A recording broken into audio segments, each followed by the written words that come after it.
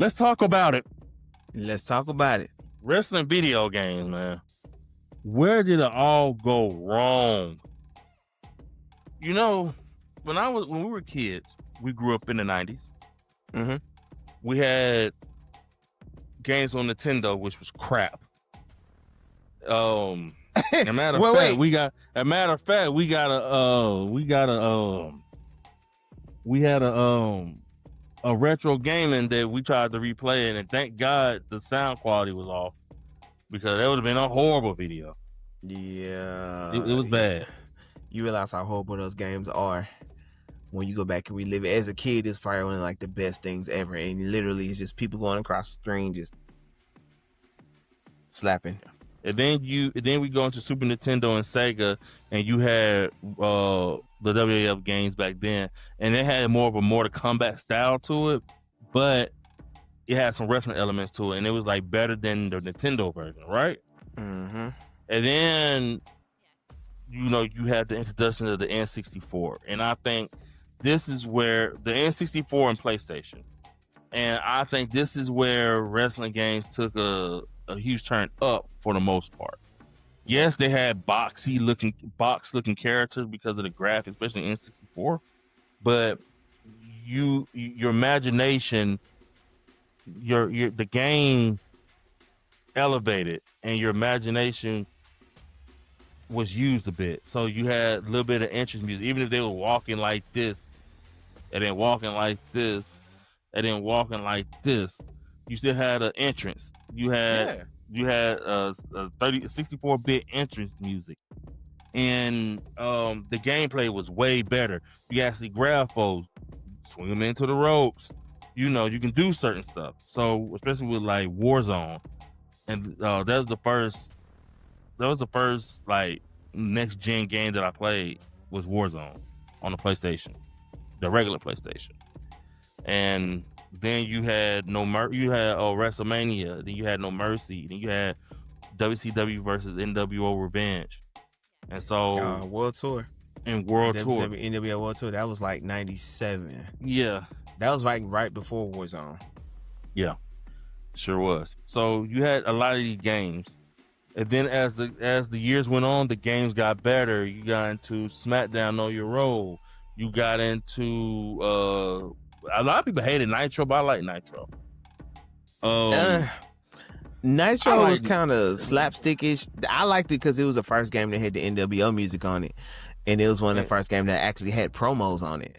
Yeah, Thunder, which was basically Nitro Part 2.0. Yeah, Nitro Part 2. And then as years went on, the games got better and better and a little better, especially with the SmackDown series. And then you had the Raw series on Xbox. And the games got way better. But over the course of the years, the games have got bad, man. These wrestling games are not good. They're just not good. Well, what happened? Why can't they just go to the old school model of wrestling video games and tweak it to make it better? Well, I can tell you right now, AEW Fight Forever tried it. God.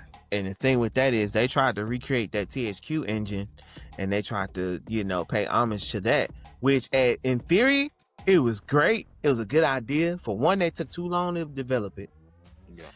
And then when it came out, everything was so expensive, but you thinking, okay, if I buy this, top package, I'm getting everything. No, they NBA 2K'ers. You bought this game, but as they releasing DLCs, you had to continuously pay for DLCs. Mm-hmm. The clunky mode where you got to ride the horses and all that in the arena mode, that was just all over the place. I mean, and then after you really didn't have a bunch of match types.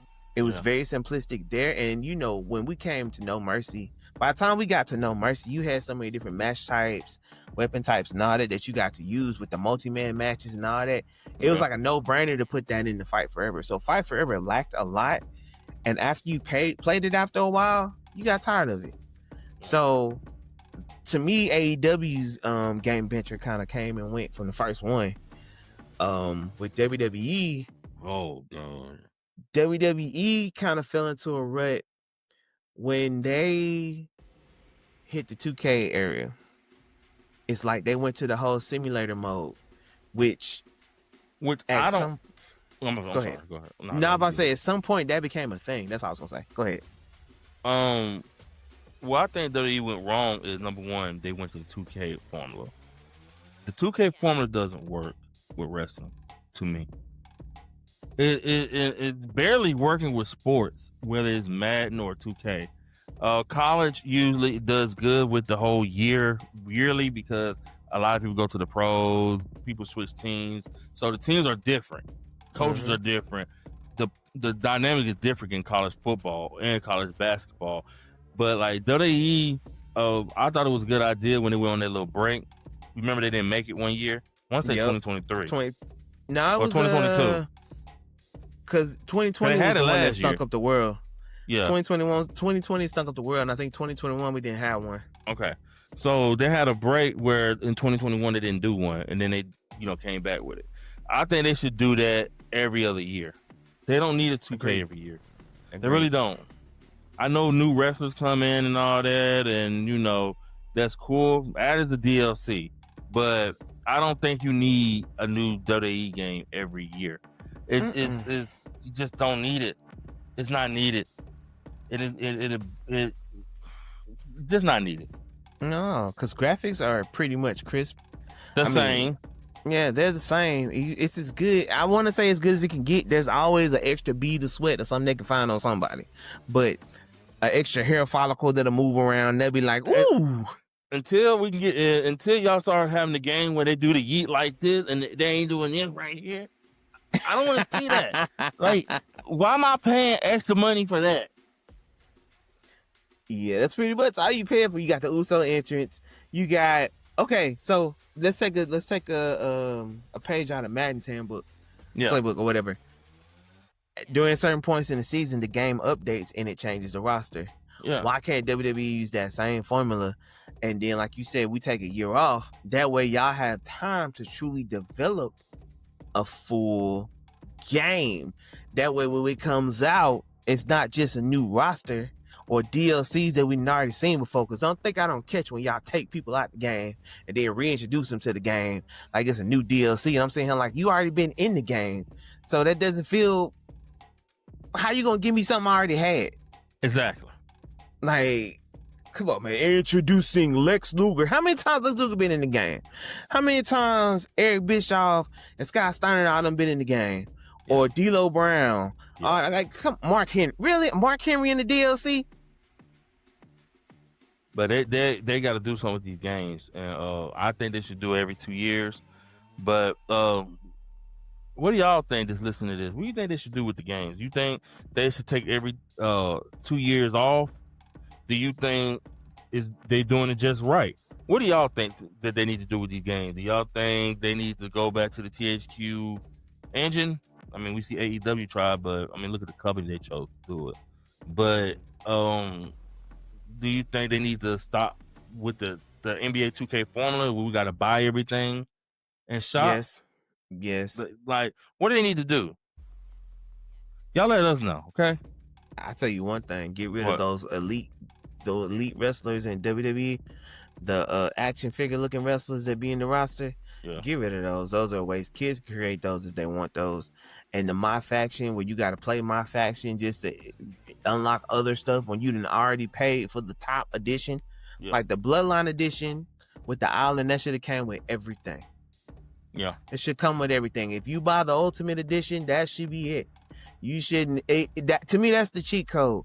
Yes, we want to play the game, and you want us to have reasons to play the game. But if you buy the Ultimate Edition, to still have to struggle to unlock some stuff is criminal. What's the purpose of even buying the Ultimate Edition if you still gonna have to do the work anyway? Yeah. Might as well just play the original and work your way up. Yep. So.